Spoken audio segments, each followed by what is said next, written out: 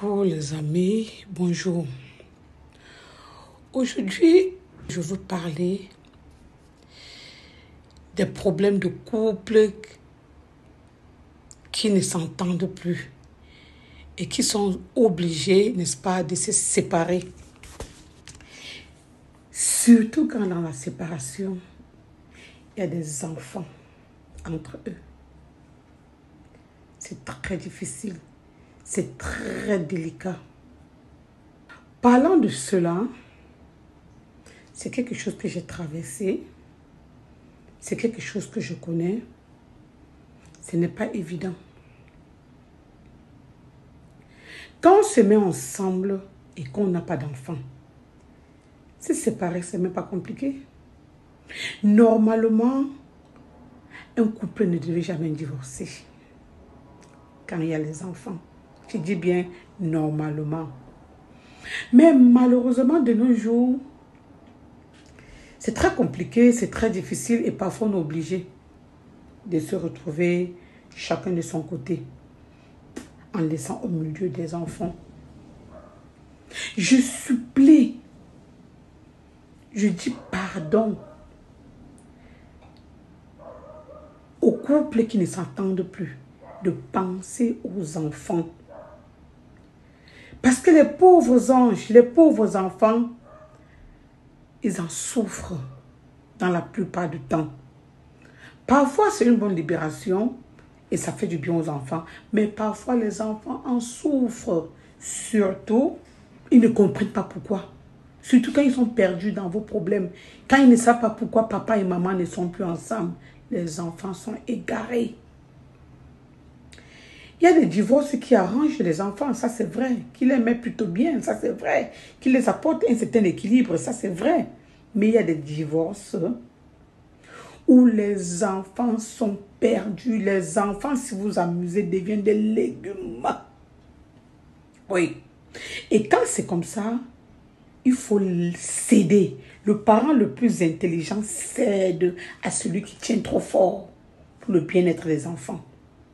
Et ici, je veux rappeler que quand on cède, ça ne veut pas dire qu'on est faible. Ça ne veut pas dire qu'on ne peut pas tirailler. Mais ça veut tout simplement dire qu'on a pensé à l'équilibre psychique des enfants. Parce que quand vous tiraillez, vous voyez des couples qui tiraillent. Vous voyez comment les enfants sont mal. Les enfants perdent leur joie de vivre.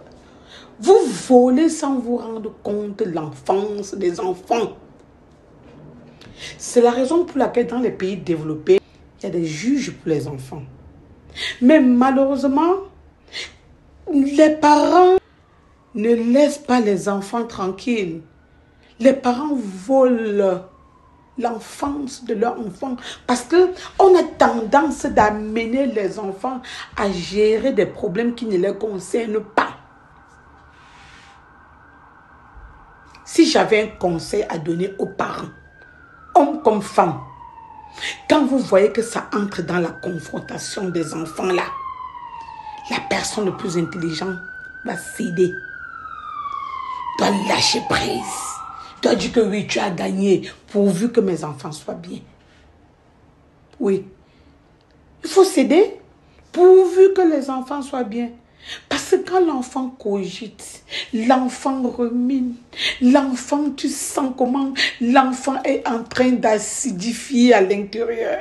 Ce n'est pas bon. C'est comme ça qu'on a perdu beaucoup des enfants leaders.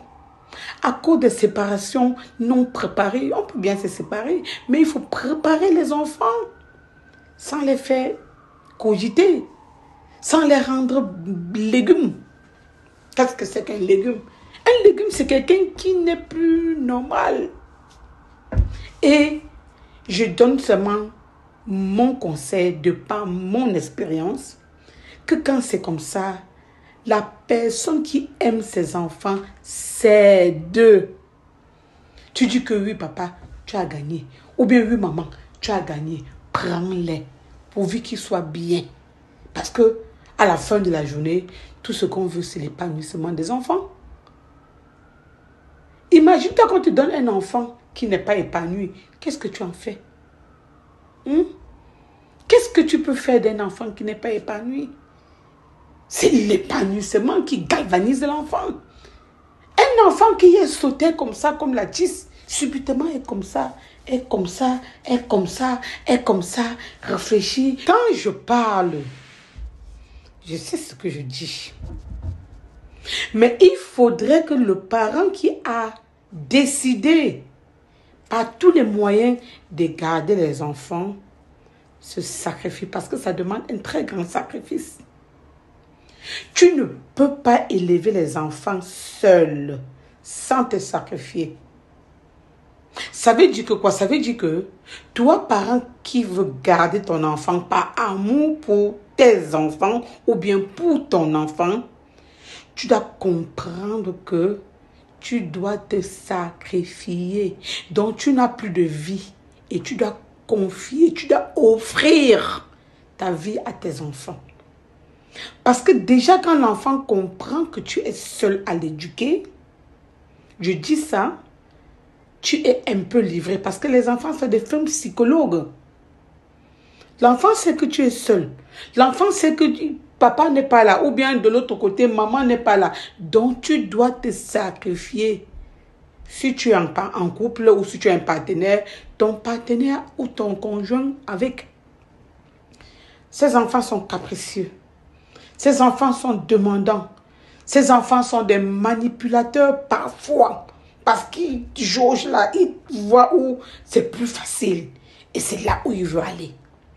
Donc, toi la mère qui décide, ou bien toi le père qui décide de garder tes enfants, prends la chaise, assois-toi et garde tes enfants.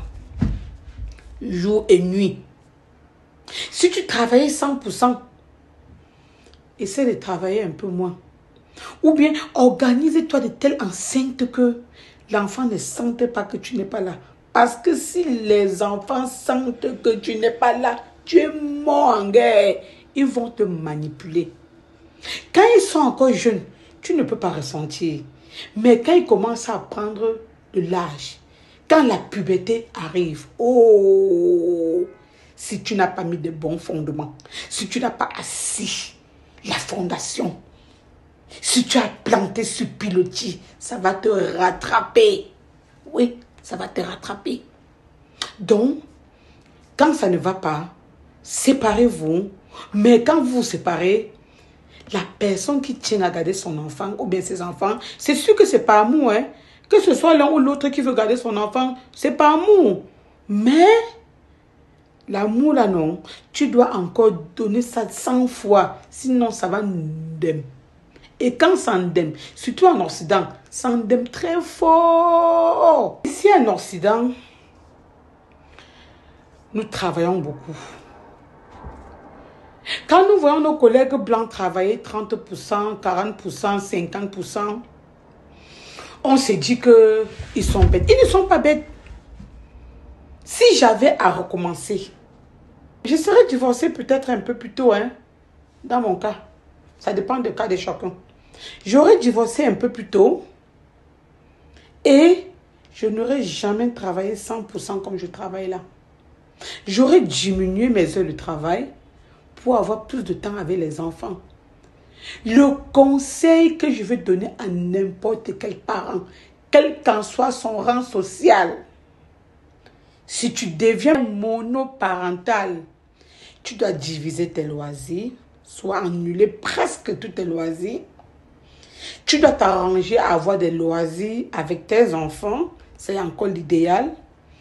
Et le travail, soit tu fais home office pour être là quand ils sont là. Si tu ne peux pas faire home office, ne travaille pas 100%. Ce fut une bêtise de ma part. Si tu travailles 100%, les enfants te guettent. Ne te dérange pas, ils vont te guetter. Et quand maman n'est pas là ou bien quand papa n'est pas là, c'est la récréation. Ça veut tout simplement dire que quoi? Ça veut tout simplement dire que les monoparentales sont obligés de réduire les loisirs et de confier la plupart de leur temps à leurs enfants. Par exemple, Quand tu es au téléphone, c'est là où l'enfant te dit que maman, la mangue que tu m'as donné de manger là, j'ai mangé, mais ça fait qu'il te trouve une histoire qui n'a ni de tête ni de queue. Donc, tu dois pouvoir être avec eux pendant qu'ils sont éveillés. Arrange-toi si possible de les envoyer au lit le plus tôt. Pas que tu les envoies au lit à 18h, non. Donc, tu te dis que 20h, 21h, ils sont au lit et tu te donnes 1 an pour faire tes téléphonades. Parce que si tu téléphones devant qu'eux, ils vont te dire demain que tu les as abandonnés, tu te tues au téléphone. Hein. Ne te dérange même pas. Et je me rappelle, et je vais dire, ça c'est une vérité, au monoparental, ne crois pas que parce que tu as élevé un enfant seul, que c'est ton enfant seul. Non, c'est toujours votre enfant.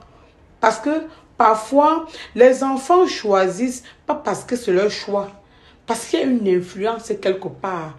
Et si je choisis maman, papa va me taper. Ou bien papa va me tuer. Si je choisis papa, c'est maman qui ne va pas me laisser. Donc, l'enfant est perdu. L'enfant ne sait plus qui va choisir. L'enfant est perturbé. Et quand c'est comme ça, de par mon expérience, laissez les enfants choisir délibérément ce qui leur plaît parce que c'est un choix qui va affecter leur vie. Et toi qui manipules l'enfant parce que tu as le mac, parce que tu as le power, ça va te rattraper. Ça ne trompe pas. Laisse l'enfant choisir délibérément, c'est le plus important. Parce que quand l'enfant choisit délibérément, demain, il ne t'en veut pas.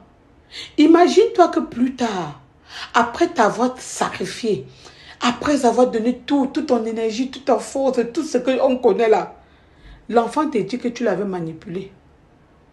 Tu sais à quoi ça ressemble? Que non, tu m'avais manipulé de mon papa. Ou bien tu m'avais manipulé de ma maman. Il va t'en vouloir, hein? Et toute l'énergie que tu as donnée, tous les efforts que tu as fournis, seraient en vain. J'ai des collègues qui me disent parfois qu'ils ne causent même plus avec leurs parents. Soit c'est la mère, soit c'est le père, soit c'est même les deux. Et qui te dit que le parent n'a rien fait pour lui? Tu vas faire comment? Tu pensais bien faire. Quand tu disais que c'est ma part, c'est parce qu'ils sont encore fragiles. Mais dès qu'ils grandissent là, je te donne la vérité là, propre. C'est tous nos enfants ici en Occident. Hein. Les enfants encore en Afrique, on peut encore dire que boya, boya. Mais les enfants d'ici, faut pas forcer sur eux.